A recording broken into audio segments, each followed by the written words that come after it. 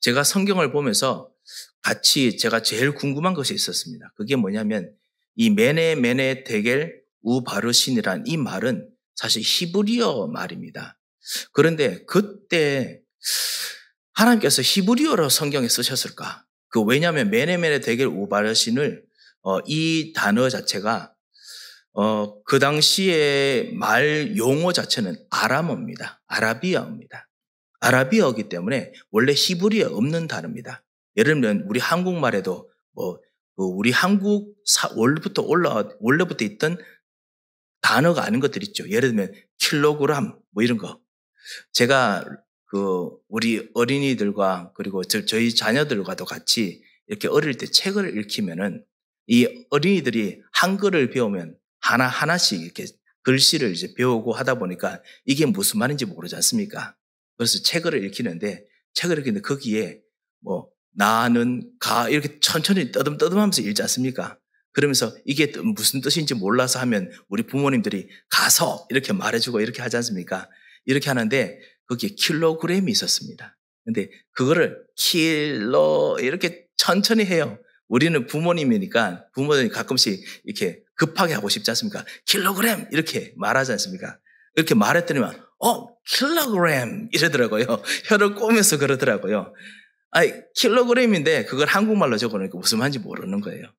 그래가지고 킬로그램이구나. 한국말에는 없지만은 점점 시대가 발전하면서 다른 나라에는 좋은 문물들이 들어오니까 그것들을 우리 사용해서 쓰지요. 이 메네 데겔 우바르시라는 단어 자체가 원래는 이 아람어로 이 아람 나라 사람들이 교육을 너무너무 잘합니다. 이 무역을 잘합니다. 사실 알파벳이 그래서 사실은 이 무역 잘하는 이 페니키아 사람들 통해서 또 있었고요. 그리고 아랍 나라 사람들도 이 아라비아 상인들도 같이 아시다시피 상인들이지 않습니까? 그러니까 무역하는 용어들이 엄청 많습니다. 저는 잘 모르겠습니다만 시장에서 쓰시는 사람들이 쓰는 특별한 용어가 있는 걸 알고 있습니다. 또 식당에서도 일하시는 사람들이 쓰는 용어들이 있지요. 그런 용어들이 가끔씩 우리 삶에도 쓰이기도 하지요. 그런 것처럼 이 아라비아 상인들이 시장에서 쓰는 용어들입니다. 그게 뭐냐? 메네는 뭐냐? 세었다. 돈 세는 거 있지 않습니까? 돈 센다는 뜻입니다. 아무래도 히브리어에도 없고 이것이 아랍 나라 사람들이 많이 쓰는 단어다 보니까 그거를 그대로 쓴다. 그거를 아무래도 성경학자들은 보기에 그거를 하나님께서 일부러 손가락으로 이 히브리 사람들의 글자로 이렇게 써주신 것 같습니다. 원래 아람어 글자랑 그 다음에 히브리어랑 글씨가 비슷하게 생겼습니다. 그런데 어떤 글자는 좀 다릅니다. 아시다시피 우리가 밖에서 우리 한국말을 적어놓으면 어떤 지나가는 분이 여기가 중국 교회냐 이렇게 묻기도 합니다. 왜냐하면 한국말 모르는 분들은 이게 중국말 같기도 하고 한국말 같기도 하고 그렇지요. 그것처럼 한국말하고 아람어하고 비슷하게 생겼어요. 히브리어 아람어 비슷하게 생겼습니다. 그래서 이 첫 번째 메네 센다 돈 센다라는 뜻입니다. 그리고 두 번째 데겔은 잰다 이거 저울을 해서 잰다는 뜻입니다. 체중을 재듯이 저울질한다는 뜻입니다. 이게 다 옛날에는 다 물물교환론으로 아니면 금은으로 하기 때문에 반드시 무게를 재어서 돈값을 하지요. 이 시장에서 쓰는 단어입니다. 그리고 우는 사실은 또란 뜻입니다. 바르신이라는 것은 뭐냐? 나눈다라는 뜻입니다. 아시다시피 가끔씩 물건 가져오면은 그것에서 돈값에 맞춰서 한 대면 한 대를 반으로 나누기도 하지요. 이 나눈다는 뜻입니다. 다 시장에서 쓰는 단어입니다. 사람들이 교역할 때 쓰는 말입니다. 이것은 귀족들이 아는 단어가 아니고 바깥에는 평민들이 아는 단어입니다. 바깥에 있는 현장의 사람들이 아는 단어입니다. 그거를 하나님께서 지금 히브리 글자로 쓰신 겁니다. 그러니까 이거는 옛날에 있는 전 세계에 있는 모든 귀신 이야기 안다고 해결할 문제가 아니죠. 이것은 엄청난 술력을 가지고 있다고 해서 해결될 문제가 아닙니다. 이거는 현장의 이야기입니다. 오늘 이 이야기를 하려고 합니다. 그래서 오늘 제목을 나의 메네 데겔 우바르신 나의 현장의 답, 나의 현장에 대한 이야기 라는 뜻으로 오늘 같이 말씀을 보려고 합니다. 첫 번째로 먼저 한번 생각해 볼 것이 있습니다. 우리 현장도 그렇고 성경에 있는 바벨론도 그렇고요. 벨사살 왕의 이 나라처럼 엄청 잘 되고 엄청 부유하지만은 가장 궁극적인 문제는 여전히 밑바닥에서 용암처럼 끓고 있습니다. 이 현장 우리 삶들은 그리고 세상은 여러분이 같이 만나는 모든 사람들 배후에 세 가지 근본적인 문제가 밑에 있습니다. 이 문제에 파묻혀 있습니다. 오늘 벨사살 왕이 잔치를 합니다. 잔치를 하면서 이루어진 바벨론 왕국의 엄청난 업적에 대해서 지금 치하하고 그러면서 이야기를 합니다. 전 세계 모든 돌아가는 것에 대해서 같이 이야기하고 그러면서 막 박수도 치고 그렇게 했겠죠. 하지만은 영적으로 무지합니다. 영적으로 무지합니다. 막상 현장에 이야기 나오는데 그거에 대한 영적인 해답을 모릅니다.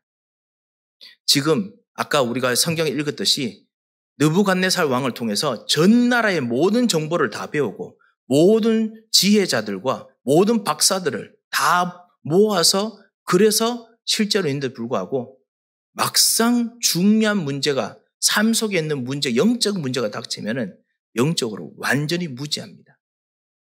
우리 현장의 모든 사람들이 그렇고 심지어 우리들도 그렇죠.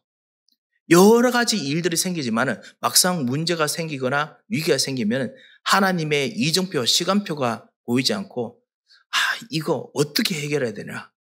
영적으로는 무지한 해결책을 자꾸만 찾으려고 합니다. 이것이 현장에 있는 사람들의 문제입니다. 두 번째는 무엇이냐? 우리 현장과 이 세상은 벨사살 왕도 마찬가지입니다. 이 문제 앞에서 영적인 해답은 모르니까 해결을 하려고 해도 무능력합니다. 영적으로 무능력합니다. 그렇기 때문에 아무리 수많은 능력들을 가져도 그것이 절대적으로 무능력한 것이 되고 맙니다. 지금 이 벨사살 왕과 이 사람들이 성전에 있는 이 금은들 가지고 그릇을 가지고 술을 마십니다. 이게 무엇을 의미하느냐? 여러분 그리스 신화 아시죠? 그리스 신화에 보면요. 이 모든 지상 세계에 있는 가장 귀한 것을 가지고 이 신들이 같이 마시고 즐깁니다. 그런 어떤 신화를 통해 가서 이들이 지금 신이 된 겁니다. 왕의 귀족들이 전 나라 속에서 신처럼 지금 술을 마시고 신처럼 지금 자기들이 그만큼 이제 권력이 생겼다는 거죠. 그만한 엄청난 힘이 생겼다는 거죠. 사실은 한 나라의 왕이 될 정도가 아니고 전 유럽까지 다스리는 엄청난 그런 지도자가 됐으니 이들이 그럴 만한 생각도 하겠지요. 신과 같은 존재라고 생각합니다. 하지만 영적으로는 완전히 무능력합니다. 이것을 우리가 알고 있습니다. 오늘 18절, 19절에도 사실은 그렇습니다. 그뿐만 아니라 그리고 21절, 22절에 보면 느부갓네살 왕이 실제로 자기 마음을 높이고 교만했는데도 불구하고 결국 하나님께서 완전히 낮추시죠. 하나님이 낮추시면 어느 누구도 이길 수 없습니다. 그런 영적으로 무능력한 일들이 현장에 가득합니다. 세 번째입니다. 영적 실패가 있습니다. 우리가 항상 현장의 사람들 보면요. 모든 것을 하지만은 어느 순간 영적으로 큰 데미지를 받으면 사람의 말 때문에 데미지를 받는다든가 아니면 내가 하는 어떤 그 섬기는 교회 일이나 내가 하는 일들이 뭔가 잘 안 되는 부분 속에서 갑자기 영적으로 데미지를 받으면 갑자기 쓰러집니다. 갑자기 힘을 잃지 못합니다. 왜냐? 히브리서 9장 27절에 있는 것처럼 원래 하나님 떠난 사람들은 어느 순간 죽음이 닥칩니다. 열심히 사는데 불구하고 개인적인 종말, 아니면 정신적인 종말, 아니면 삶 속의 종말, 죽음의 흐름이 닥칩니다. 이거는 누구도 피할 수 없습니다. 사람이 한번 죽는 것은 사람이 죽는 것은 하나님께서 정하신 것이요. 그 위에는 심판이 있으리니 그 죽음을 닥친 앞에서 그 경제적인 죽음이나 삶 속에서 내 인생의 커다란 위기, 죽음이나 이길 수가 없습니다. 이 영적 실패가 닥치죠. 영적 실패 다음에는 반드시 영적인 죽음이 따라옵니다. 이 영적인 무지, 영적인 무능력, 영적인 실패, 아무리 이 벨사살 왕이 대단하게 잔치해도 그래도 이 세 가지 문제에서 벗어날 수 없습니다. 이것이 우리가 알고 있는 현장의 답입니다. 이 속에서 이 바벨론에 있는 이 다니엘과 세 친구들은 거기서 포로로, 거기서 그냥 일 주면 하는 일꾼으로 지금 살고 있습니다. 사람들은 잘 될 때는, 벨사살 왕은 잘 될 때는 이 사람들에서 아무런 관심이 없습니다. 이 사람들은 말을 듣지 않습니다. 하지만은 문제가 닥치면은 그들 인생 가장 중요한 시간표 앞에서는 이 바벨론에 있는 다니엘과 이 세 친구들 같은 그런 포로들에게서 답을 얻을 수밖에 없는 완전히 무지한 사람이고 완전히 무능력한 사람이고 완전히 실패한 사람들입니다. 이것을 오늘 우리들에게 말씀을 주십니다. 사랑하는 성도 여러분, 여러분은 누구이십니까? 사랑하는 성도 여러분, 나는 현장에서 과연 어떠한 사람입니까? 이번 한 주간 여러분에게 어떤 일들이 있으셨는지 모르겠습니다. 좋은 기쁜 경험들과 기쁜 일들도 있으셨을 것입니다. 어떤 분들에게는 이건 너무너무 정말 내 인생의 위기다 라는 분들 계실 것입니다. 어떤 분들은 매일매일 똑같은 일들이 반복되는 속에서 노예같이, 포로같이 뭐를 해야 될지 모르겠다. 그래서 그냥 오늘도 주님 앞에 나옵니다. 라는 어떤 그런 입장으로 나오신 분도 계실 것입니다. 어떤 일이 있든 여러분 현장에서 우리 자신의 가치를 찾아야겠습니다. 왜냐? 하나님께서 여러분을 보실 때 하나님의 눈은 절대적으로 다릅니다. 현장에서 경제적으로 성공한 사람들을 쳐다보는 눈과는 100% 다릅니다. 현장에서 무엇인가 잘된 사람들의 그 잘된 사람을 쳐다보는 것과 100% 다릅니다. 느부갓네살 왕을, 벨사살 왕을 쳐다보는 것과는 100% 다른 눈으로 여러분을 보십니다. 여러분이 낙심하면 하나님께는 엄청난 위기입니다. 손해입니다. 하나님께 위기가 손해가 어디 있겠습니까? 하지만 그만큼 하나님께서는 여러분이 중요하십니다. 왜냐? 여러분만이 이 부분에 대한 답을 알고 있기 때문에, 왜 그렇게 되는지 알고 있기 때문에 그렇습니다. 하나님께서는 그 정도가 아니십니다. 하나님께서는 이 세상과 현장을 여러분을 위해서, 여러분께서 복음을 전달하고 그리고 여러분께서 그곳에서 숨겨진 사람들을 찾아내도록 하기 위해서 하나님께서 세상의 시간표를 움직이십니다. 여러분 믿으셔야 됩니다. 왜냐? 실제로 하나님께서 하시는 일이기 때문에 그렇습니다. 세상에 나와 상관없이 돌아가는 것 같고 내가 일하는 경제 현장이 나와 상관없이 돌아가는 것처럼 보이지만은 세상을 움직이시고 이 세상 경제와 모든 사회를 움직이시는 분은 살아계신 하나님이십니다. 흑암이 아무리 자기가 주인이고 사단과 마귀가 이 세상의 주인인 것처럼 노력하지만은 그렇지만은 영적 문제, 영적 무지, 영적 무능력, 영적 실패 때문에 쓰러지면 그거를 해답받으려고 갈 사람들은 갈 사람들이 바로 여러분이기 때문에 하나님께서는 여러분 중심으로 결국 움직이게 되어 있습니다. 전도자들 중심으로 움직이게 되어 있습니다. 이것이 하나님께서 하시는 시대적인 방식입니다. 지금 밖에 사회에서 복음이 아닌 여러 가지 흐름들이 있습니다. 대학교에서 우리 청년들이, 우리 대학생들이 그것을 들으면서 가끔씩 갈등하기도 하겠죠. 밖에서 복음이 아닌 것이 득세하기 때문에 그래서 믿는 사람들은 아무리 힘이 없는 것처럼 보이기도 할 것입니다. 하지만 그렇지 않습니다. 하나님께서는 반드시 이들 중에서 살릴 사람들을 건져내기 위해서 시간표를 바꾸십니다. 자, 하나님께서 그래서 어떻게 하시냐? 두 번째입니다. 하나님께서 전도자들을 통해서 지금 이것을 전달하기 위해서 하나님의 손이 나타납니다. 아까 말씀드렸듯이 이 글자를 아람 방언으로 쓰는 이 교역에는 현장의 글자를 히브리 말로 씁니다. 메네 되게 우바르신. 많은 성경학자들이 그렇게 생각합니다. 아니, 그렇게 성을 써도 그 히브리 성경을 이 벨사살 왕과 이 수많은 박사들이 모르겠느냐? 압니다. 왜 모르겠습니까? 당연히 글자를 압니다. 그럼 아람말 메네메네 대겔 우바르신이란 그 아람 언어 모르겠습니까? 압니다. 현장에 쓰는데 왜 모릅니까? 문제는 뭐냐면 이것이 무슨 뜻인지 모르는 겁니다. 이것이 왜 지금 일어났는지 이유를 모릅니다. 아무도 모릅니다. 하나님께서 이 다니엘만이 답을 줄 수 있도록 정말 포로로 있는 사람이지만은 그 엄청난 거대한 바벨론 제국에서 손톱만한 조그만 나라지만은 그 나라 사람들만이 알 수 있는 언어로 하나님께서 현장에 해답을 주셨습니다. 마찬가지입니다.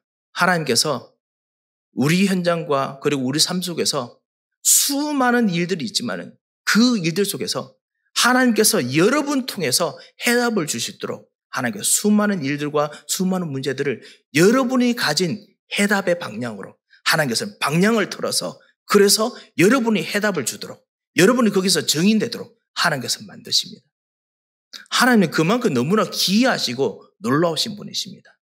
그렇기 때문에 우리는 하나님께 항상 죄송한 것입니다. 그러면서도 항상 감사한 것입니다.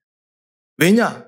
하나님께서는 모든 사람 품으신 만큼 너무나 거대한 스케일이시지만은 우리 때문에 우리에게 맞추어서 나의 이 마음에 맞추어서 나의 그냥 조그만 시야에 맞추어서 하나님께서 거기로 움직이시기 때문에 그렇습니다. 현장에서 장사하는 사람들이 쓰는 이 단어를 통해서 그래서 이 다니엘이 보니까 구약에서 그 전에 자신의 나라에서 하시던 하나님의 말씀이 생각났습니다.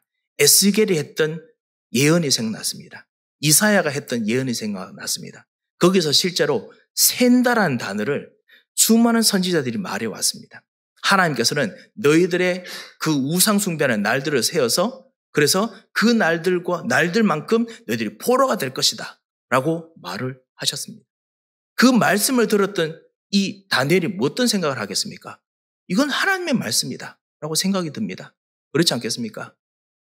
하나님께서 이스라엘 백성들이 하나님 앞에서도 그 놀라운 하나님의 은혜와 받고 성전을 짓고 그리고 거대한 다윗 왕국을 솔로몬 왕국을 그 이루었는데도 불구하고 거기서 우상숭배하기 때문에 하나님께서 너희들이 하는 모든 것들을 저울질해서 이 저울로 재어서 그래서 너희들이 모든 것들을 하나님 떠난 것들을 벌로 받게 될 것이다. 사실 심판에 대한 경고를 저울질하는 것으로 말씀하셨습니다. 다니엘이 거기서 말씀을 들었던 사람입니다. 그것이 기억이 안 날 수가 없습니다. 분명히 그 단어는 우리가 말하는 킬로그램, 킬로미터, 이런 어떤 단어지만 그게 아니라 그게 바로 말씀에서 나온 단어였습니다. 무슨 말인지 아시겠지요? 이것을 하나님께서 시대 속에서 여러분 일들 속에서 여러분 경제 속에서 이걸 하시는 겁니다. 세 번째입니다. 그렇기 때문에 해답을 가진 사람만이 하나님께서 반드시 그 해답을 가진 사람만이 반드시 이 답을 줄 수 있습니다. 사랑하는 성도 여러분, 여러분에게 우리에게 해답이 없습니까? 있습니다. 이 해답을 우리가 누리고 오늘 체험하겠습니다. 어떤 해답이 있습니까? 불신자들이 해결되지 않는 6가지 문제. 이 해답이 있습니다. 예수는 그리스도, 참 왕, 참 제사장, 참 선지자. 주는 그리스도시요 살아계신 하나님의 아들이십니다. 여기로 하나님께서 여러분의 모든 문제를 다 맞추어서 방향을 틀어서 하나님께서 해답 주게 이끌어 가십니다. 이 반석 위에 이 해답을 가진 자들에게 이 반석 위에 내 교회를 세우리니 음부의 권세가 이기지 못하리라. 이 여러분을 교회 같은 축복으로 부르시고 그리고 응답 주시는 방향으로 하나님께서는 모든 여러분의 스케줄을 움직여 가십니다. 천국 열쇠를 내게 주리니 이 기도 응답을 주시는 방향으로 그 메시지를 전달하기 위해서 하나님께서 모든 시간표를 주셨습니다. 하나님의 아들이 오신 것은 마귀의 일을 멸하려 하심이라. 이 축복을 누리게 하기 위해서 하나님께서 여러분을 부르셨습니다. 우리가 다 알고 있는 말씀, 우리가 아는 쉬운 말씀, 항상 듣는 말씀. 하지만 그 말씀을 보여주고 전달해주고 증인으로 체험하도록 하기 위해서 하나님께서 이 시간표를 움직이십니다. 사랑하는 성도 여러분, 이번 한 주간 여러분의 복음을 누려야겠습니다. 나의 복음을 누려야겠습니다. 하나님께서 여러분에게 주신 예수 그리스도를 누려야겠습니다. 하나님께서는 살아가는 자녀들을 중심으로 모든 걸 움직여 가십니다. 이 나의 복음으로 여러분의 자녀들과 여러분의 현장을 축복하시면서 기도하겠습니다. 이 복음으로 우리 교회를 정말 축복하며 기도하고 섬기겠습니다. 아시다시피 우리가 지금 중직자를 일으키려고 합니다. 중직자 일으키는 이유는 한 가지입니다. 교회에 무엇인가 교회가 새롭게 지어졌으니까 그래서 일꾼이 필요하다. 아닙니다. 금요 기도회 때 같이 말씀을 드렸습니다. 아니면은 무엇인가 해야 될 일들이 정말 있는데 그것을 이때까지 밑에서 많이 도우셨기 때문에 그들을 정말 공로를 정말 수고했습니다. 더더욱 하십시오. 라는 의미로 일꾼을 세우느냐? 아닙니다. 그것도 아닙니다. 많은 교회들이 많은 사람들이 그렇게 착각하고 있습니다. 일꾼을 세우는 이유는 성경에 분명히 적혀 있습니다. 뭐냐? 가뭄과 그리고 현장에 있는 흑암과 마귀의 세력들을 완전히 싸워 이기는 이 마귀의 일을 멸하러 오신 하나님 나라 만드는 증인 그 일꾼을 온전히 세우기 위해서 그래서 권사로 그래서 장로로 그래서 안수집사로 세우는 것입니다. 그래서 우리 교회뿐만 아니라 현장을 위해서 일꾼을 세우는 것입니다. 그렇기 때문에 그 일꾼으로 우리가 무엇인가 새로운 어떤 것을 여러 가지로 갖춰야 되느냐? 여러 가지로 필요한 것도 있겠지만 그보다 더 중요한 것은 나의 복음입니다. 하나님께서 여러분과 나에게 주신 이 예수 그리스도 십자가로 모든 것을 해결하신 이 십자가의 예수 그리스도 왕 제사장 선지자가 모든 것입니다. 이것 통해서 하나님께서 여러분의 가정, 여러분의 경제, 여러분의 삶의 모든 스케줄을 다 바꿔서 움직여 가십니다. 그 자리에서 주님은 그리스도이십니다. 주님은 왕이십니다. 주님은 제사장이십니다. 이거 말하려고 그 시간표를 만드셨는데 그거를 이정표로 보지 않고 이것은 문제입니다. 이것은 나는 실망거리입니다. 이렇게 말하면은 하나님께서도 실망하십니다. 그때 주는 그리스도이십니다.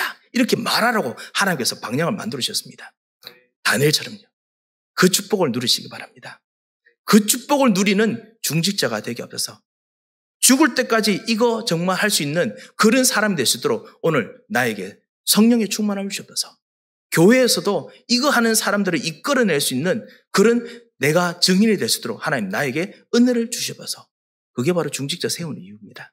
그리고 그것이 바로 오늘 다니엘처럼 여러분에게 주시는 말씀입니다. 사랑하는 성도 여러분, 여러분이 주신 이 예수 그리스도 복음으로 오늘 세임을 얻으시고 이번 한 주간도 여러분을 통해서 움직이시는 하나님의 시간표를 보고 승리하시는 한 주 되시기를 주 예수 그리스도의 이름으로 축원드립니다. 기도하겠습니다. 하나님 아버지 은혜를 감사를 드립니다.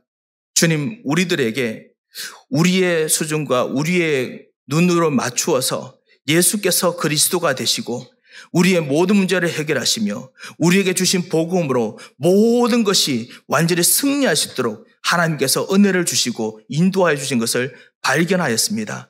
너무나 감사를 드립니다. 주님, 이번 한 주간도 이 복음 안에서 승리할 수 있도록 우리에게 주의 성령으로 충만케 하여 주셔서 우리의 믿음이 부족할 때마다 주께서 새로운 믿음과 은혜를 주시고 우리에게 연약한 몸과 모든 부분에 주의 성령으로 충만하게 하나님의 능력으로 충만하게 역사하여 주셔서 함께 하시길 믿고 감사하며 살아계신 주 예수 그리스도의 이름으로 기도합니다. 아멘. 이제는 우리 주 예수 그리스도의 크신 은혜와 우리 하나님의 무한하신 사랑과 성령님의 감동하시고 위로하시고 교통하심의 역사가 하나님이 주신 이 참된 복음이 나의 것으로 나의 축복으로 나의 응답으로 보여지며 이번 한 주간 승리할 모든 하나님의 사람들 머리 위에 이분들의 가정과 경제와 그리고 만남과 그리고 섬기는 교회 모든 손길 발걸음 위에 이제부터 영원토록 함께 계실지어다. 아멘.